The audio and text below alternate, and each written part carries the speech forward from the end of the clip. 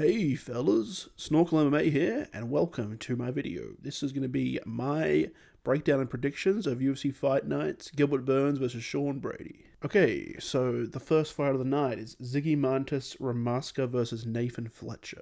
So I'm going to be picking Zygimantas by decision. So Nathan Fletcher had a pretty serious-ish leg injury, I guess, because I watched The Ultimate Fighter and he was walking around on crutches and they said that he couldn't help people train, so it must have been at least semi-serious. And then I guess apparently it was him that was sick last week, so the MF is just perma-injured. And he's also usually a bantamweight when he fights, and he's up at featherweight now. And Zygimantas is an actual featherweight, and I also just think Zygimantas is just more solid in general. I feel like Nathan Fletcher's very clean, has a very clean approach. With Zygimantas is a bit of a dog, and he'll just get in there, and I think he'll be able to stop the takedowns with underhooks and shit, and just keep it on the feet and just get a decision win. Okay, moving on to the second fight.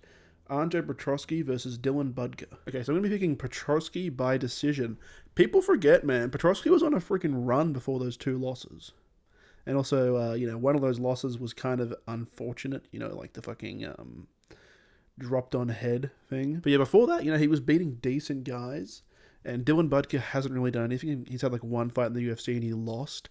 And he didn't really, I didn't get that. I didn't really see his wrestling tested, but I feel like Petroski's going to be able to take him down at will and just hold him down for 3 rounds like he did in his last fight. Budkha might rock him or something, but I think that he'll get a desperation takedown if that ever happens. And yeah, I just see him controlling him this whole fight between a unanimous decision. Okay, moving down to Jaqueline Amorim versus Vaneesa Demopoulos.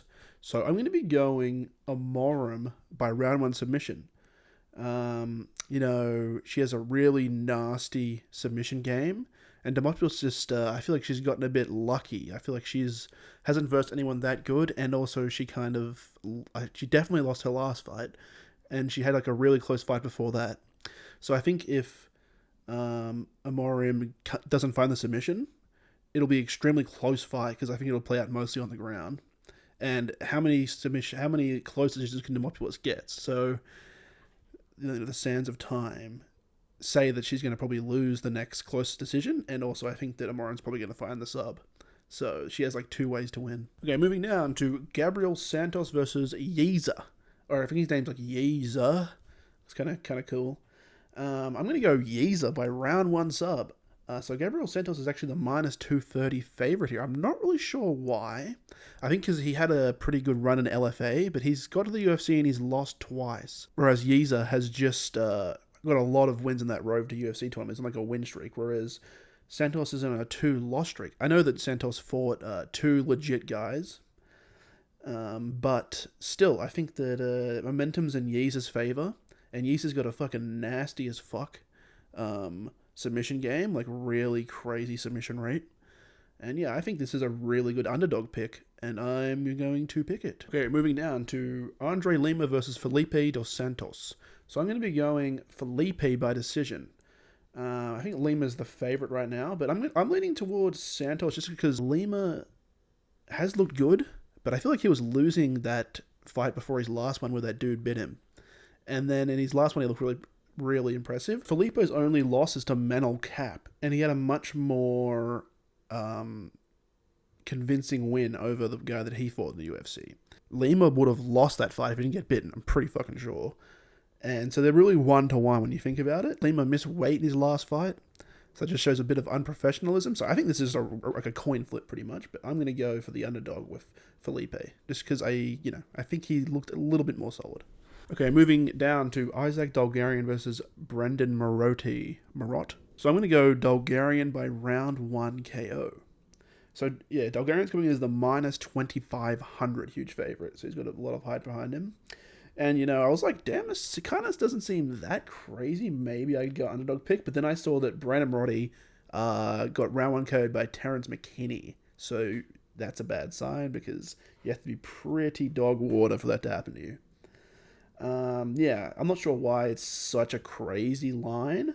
But I do think that Isaac Dulgarian will win. If you want to put like an underdog bet, I think it's a pretty solid underdog bet. But this is a pick video, not a bet video. So yeah, I'm going to go Isaac Dulgarian by round 1 KO. Moving down to Ovince St. Preux versus Ryan Spann. I'm going to go Ryan Spann by decision. So Spann is on a 3 loss streak, including 1 loss to Anthony Smith, which, holy shit, I don't know how that happened, because I think Ryan Spann's actually decent. But I feel like he just got a bit too confident, and also he just didn't have that, like, finishing mentality. But I think he's going to learn from that, and I think that he will come in a lot smarter, because I feel like it's always with Spann, like he goes on like a decline and then he really locks in, and then he goes on like an incline and then a decline. So I think he's coming back for the incline, and I don't see OSP being much of a threat. You know, he's 41, so he's not going to have any knockout chances, I don't think. Like maybe, but I doubt it.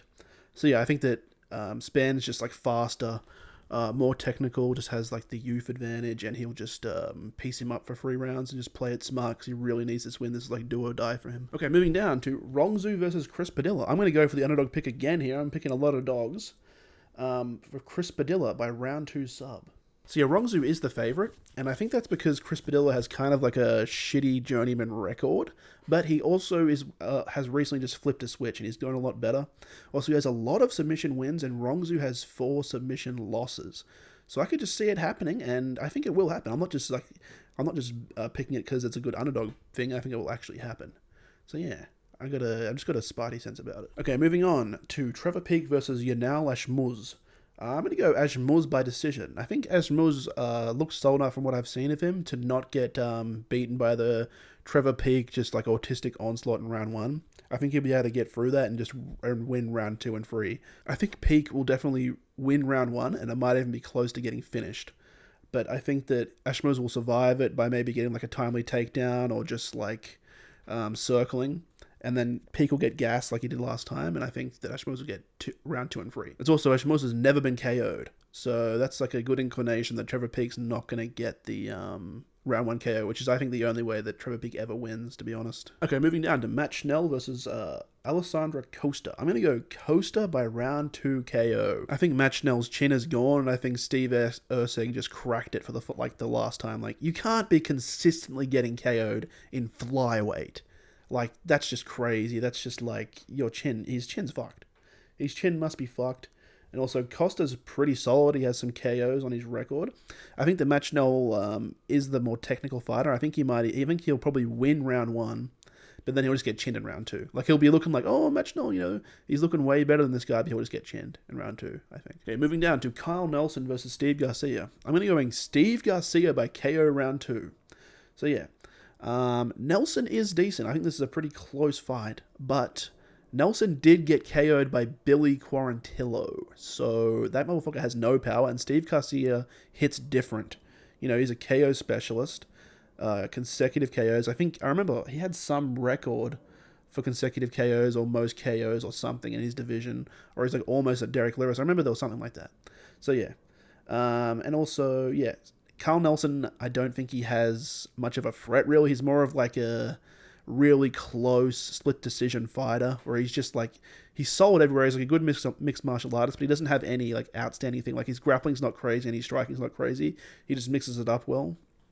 Whereas Steve Garcia has legit special knockout power. And I think that if you get KO'd by Billy Q, bro, I think Steve Garcia will catch him eventually. I think it'll be round 2, because I think that Nelson will make it competitive, and he'll be probably macking him down round 1 or maybe even round 2, but I think that Steve Garcia will eventually find the KO. Okay, moving down to Jessica Andrade versus Natalia Silva. I'm going to be going Andrade by decision. Silva is actually the minus 270 moderate favorite, so yeah, she is the upper dog, like the favorite. She's on an 11-fight win streak, 5 in the UFC, but she has not fought anyone of the level of Andrade. And we see this a lot, especially in the women's division, where it just happened with Luana Santos against... Who the fuck was that? Casey O'Neill? Yeah, like where Luana Santos was the favorite, even though she hasn't really fought anyone of the level of Casey O'Neill. And like Jessica Andrade is way better than Casey O'Neill comparatively. So I think this is a really good underdog pick. Yeah, I think people don't respect fight IQ and like experience enough in the women's division. I think that's really valuable in the women's division, just because I feel like if you're going to compare like women's strawweight to like men's flyweight, the skill level is way higher in men's flyweight. So like a up and comer doesn't really need experience because they have like the skill, but experience and fight IQ, I think, plays a huge part in women's MMA. So yeah, I think Natalia Silva's not ready for the step one competition, and Jessica Andrade will get the unanimous decision. Okay, moving to the main event, Gilbert Burns versus Sean Brady. I think this is going to be a fucking boring fight. I think Brady's going to hold him down for like at least 3 out of the 5 rounds. I don't see Burns as a really technical, like, anti-wrestler. I think he's more of the type to accept getting taken down or, like, not fight it that hard, because he's like, oh, I'm going to submit him from the bottom. He thinks his jiu-jitsu is better than it is. But Sean Brady's a fucking legit grappler, bro. He beat Craig Jones in grappling.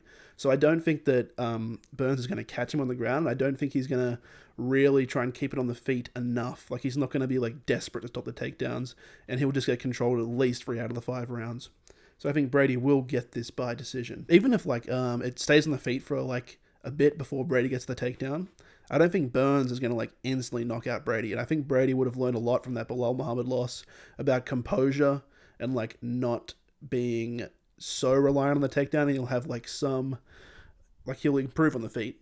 And on the ground, I think he'll dominate. I think it'll be a decision, because even though Sean Brady has submission threats, Burns is legit, like a legit black belt jiu-jitsu. So I feel like he'll be good enough to, like, not get caught. But then Brady's also legit, so he'll be good enough to not get caught as well. So it'll just be like a stalemate with Brady getting, like, little ground and pound off, but just winning mostly through control. Yes, I think it's going to be a pretty boring fight, but I do see Brady getting this. Okay, guys, that's all from me. Thanks for watching. The last video popped off. Really happy with that. That's good. So it kind of tells me that these videos aren't really that good, but I feel like they're good for, like, keeping consistent, you know, keeping the algorithm by consistently uploading. But I'm going to be putting way more effort into, like, news videos and, like, updates and, like, predictions and stuff like that, like fight predictions, not card predictions, like what's going to happen. Because yeah, I do like the journalism, like investigating stuff more than just predicting fights. Like, predicting fights is fun and it's a bit easy. It's easier to record. But yeah, I really enjoyed that last video, and, you know, the views showed. So yeah, keep a lookout for that, and I will be coming back with a recap on this on either Sunday or Monday Australia, so like Monday, Tuesday, no, Saturday, Sunday, Americans or whatever. Okay guys, thanks for watching, and I'll see you in the next one.